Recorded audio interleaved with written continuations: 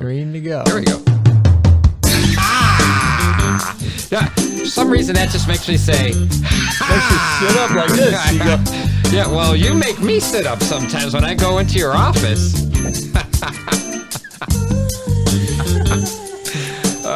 Joey T and the Snob, back Problem at is it. I don't have the women in the background go, woo! We don't have that yet. The doc stopped by finally after he doesn't come around enough. I mean, I don't want to say he's a pain in the ass, but that's his job, right? You're an ass man. It is what it is, baby. It is what it is. The best ass man. That's the difference. That's what, yeah, he's the number one ass man. Look at, we run out. I say a bad thing and it runs out. It's done. It just stops. It's done. Oh, my goodness. All right. No, we're going to have some fun. We just did more Battle of the Box Wines. Yeah. Watch for that one coming at you. I'm going to have to break. That was a long episode. We are going to save you a lot of trouble for $3. Trust me. We will make you spend the best $3 of your life. All right. So we said, you know what? We're having some fun. We're having some fun, but we haven't drinking any wine because we spit all that box wine out. So we got to do something more. Yeah. Right? Real wine. Real wine. All right. So we're going to do, what are we doing today? We're doing a Chablis, Chablis. Premier Cru. Premier Cru. We talked a little bit. Well, it's just almost kind of like a recap of some of the other episodes we did, right? Yeah. And we're gonna tie it all together. So it's a Premier Cru. It's a Chablis, Chablis for those who are again keeping score. All right, and what else? Where is it from? It's from France. France. It's a French. Should I tell them? Chardonnay. Chardonnay. People who say, what do they say about California Chardonnays? It's rock good. It's terrible. Don't drink it. Too oaky. It was the old too jug buttery. Wine. It's old jug wine in the past. It's the Chablis, right? Yeah, the Chablis. That's that jug wine from who used to, either Carlo Rossi. My dad used to keep it on his back porch. Yeah, right. And 103 degree, temperatures. No, that's not. Chablis is a place. Yes, a region. A region in France, right? In Burgundy. It's just south of the Champagne region, just north of the Côte de Bon. There he goes again. Tell it like it is. All right. Sometimes I think he makes these words up. But all right. So we're gonna do. Who's the producer of this? I don't even know. This is Vauqueré. Okay. Laurent Vauqueré. All right. And good producer. And it's a Premier Cru. Premier. Yeah. And tell us again. Remind me what a Premier Cru is. Well, it has to do with level of quality. So Grand Cru is the top vineyard sites, best level facing southeast to the southwest, get best exposure, best ripeness. So Grand Cru? Right, and those are the best vineyards. Then what's the next one down? Premier Cru. And that's what we're having, right? Right, and those are usually a little bit further down the slope. As you get further down, it gets less exposure. Do we have like a minor league then, or what? Well, it's kind of like AAA. AAA? Yeah, no. Well, we're just trying to break it down, right? Yeah, right. Yeah. I mean, then after Premier Cru, then you've got you have your Village. Yeah. Right? So it's all right. Which is the AA, and then you just have Chablis, which is a region wine, which is your single A. There it is. And there's nothing wrong with any of no. Right? All of them, obviously, you pay more for the Grand Cru, right? Well, sure, but the difference is compared to California, at least you know what you're getting. You have a level of standard based on laws that if it just says Chablis, you know what you're going to get. It'll be less cost, but you know that it's a region. The grapes come from the entire Chablis, region. This is a first cru or a Premier Cru, right? Premier. So you know that you're going to pay more, but it's likely to be a better quality because there has to be a standard based on where those vineyards are. So the lesson here really is pay attention, learn the label. Right. Labels matter. The French like to mess with us, right? if you could kind of get the legend, right? The code, the secret code. And But they're very transparent. That's the idea. You got to follow the rules. Follow the rules, right? All right. So it's a. It doesn't just say Joe Blows. Why do you have to use my name? Right, California Cabernet. There you go. All right. And you don't know where the hell it is, right? You're like, where in California is it? I don't know, somewhere. Right. Joe Bowland. Central Coast. Well, that could be from, who knows where. Right. All right. Chardonnay. Yep. Same grape, but just different. You ready? You ready for this one? Terroir. Terroir. There's a phrase that pays. That's a good one. one. All right, yeah. Do we know what the terroir is? Here, we're going to do a rim shot. Okay. Joe, let's think. What's a terroir? It's a terroir. All right, what is it? Let's go back and let's think. Yeah, terroir. It's called the Kimmeridgian soil. Come on. Chablis has compressed oyster shells because of the place it was in history. And so the terroir is the dirt. It's the earth, right? It's the earth. And the soil has to do with compression of the years of all the way the water came through, the compression of the soil, oysters because of the land. And that's why Chablis, that's why one of the greatest pairings in the world, is oysters and Chablis. That's why they're matched together. That's why when you have oysters, you want to have Chablis because it grows out of a ground that is basically laden with old crushed oyster shells. Okay, yeah, that's why it's like that. The good doc likes to give us a history lesson. I think he just gave us a geographic or some sort of. Yeah, that's what it's about. That's why you want to do that. They match. And it's a good point. And it's not just Chablis or Chardonnay with oysters. It's the meat, right? Where is that wine coming from, and how is it matched, or where is the food coming from? Right. They usually go together. Right. Right. That's why the flavors match together, so that it makes a pairing that is one of the top level right combinations in the world. So all right, let's and I learned something. I was just out in Napa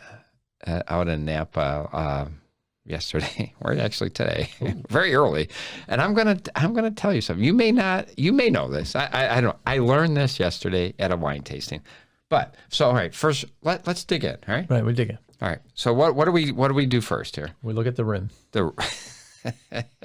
Okay, yeah, why not? We gotta look at the rim of the wine. It's very clear. Here, did you say rim shot?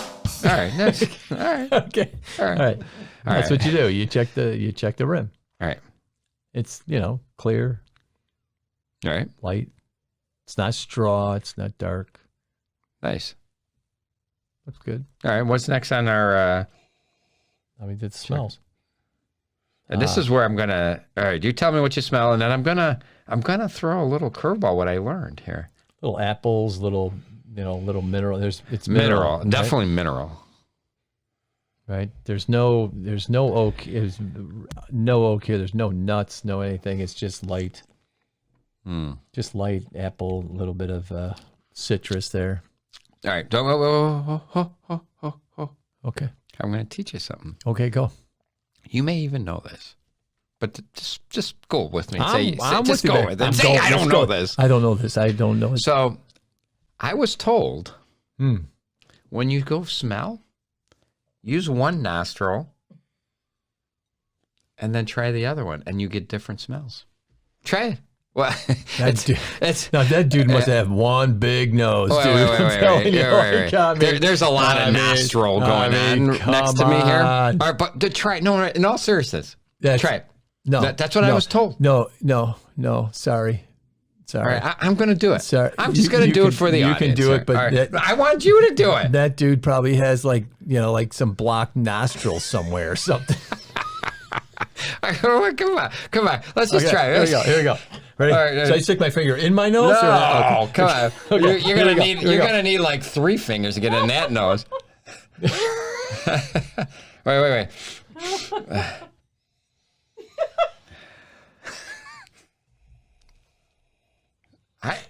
Come on. There is a different... That's because you got your nose blocked on one side. It's just crap. Okay? Because you know where you're smelling?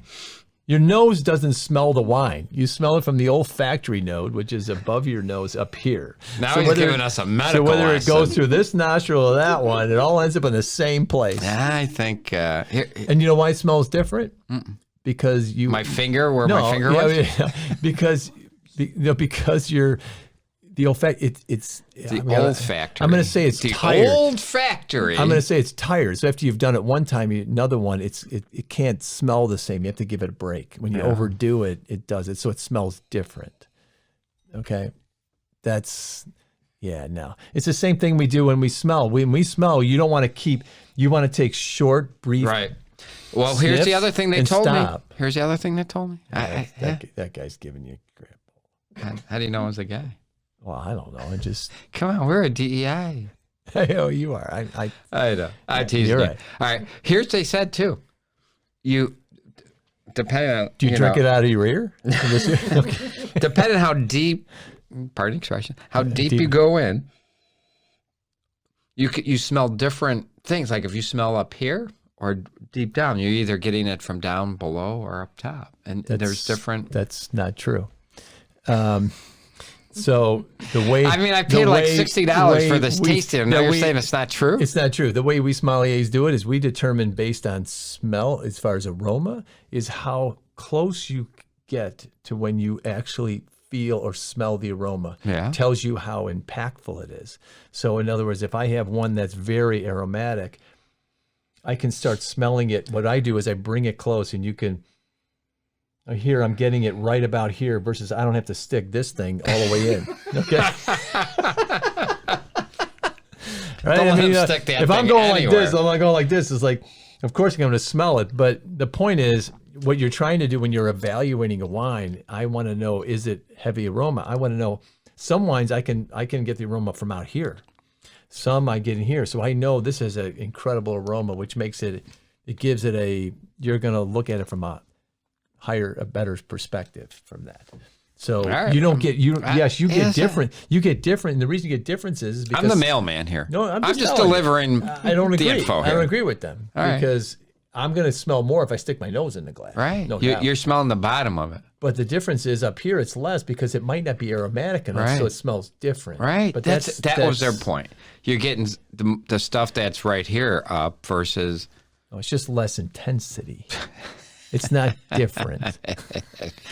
All right. Sorry, I'm arguing with you, Joe. All right. I'm being a snob. So, isn't that what this is all about? Do I put this one up? Yeah. Wah, you're out. All right. Hey, people over at so that where wine was this tasting. winery we don't want to go to there? I'm not mentioning any names here. All right. This is Joey T and the Snob, right? That's right. Well, Yeah, we got to give them what they're looking for. All right. Yeah. So, all right, let's dig in, right? Let's dig in.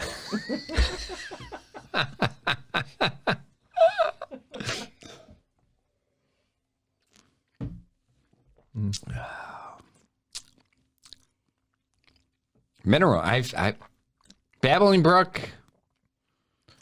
Stony. Whetstone. Whetstone. Babbling Brook over granite. Yeah, it's like Wet you granite. can imagine what if you smell if you pick a stone that's in the water and you smelled it, that's what it smells like. Exactly. Yeah. There's apple there, a little bit of pear. Pear, definitely pear. A lot of acidity. You need acidity though, right? Yeah, that's what makes it what it is. And that tells you it's a cool climate. Chablis is very north. It's very north region, so it's higher altitude, so that's not as much sun, so it's it's not as ripe. That's why you get a lot of the mineral flavors from the ground. And because of that, you get the acidity out of it. It doesn't get as deep. It doesn't. How long can a Chablis or any white Burgundy last? If it's done 5 to 6 years. You want to be drinking. Yeah. But don't some of these last? It has to be a Grand Cru. It has to be a specific type. You have to know the producer, how they use it. Some use a little bit of. Some will use a little bit of oak, and that's what. So the lesson here is, try to drink them within 5 years. Yeah. I mean, unless you're spending $1,000 or $500 for these things. I have no idea what this one was at, $30 or something like that. 25.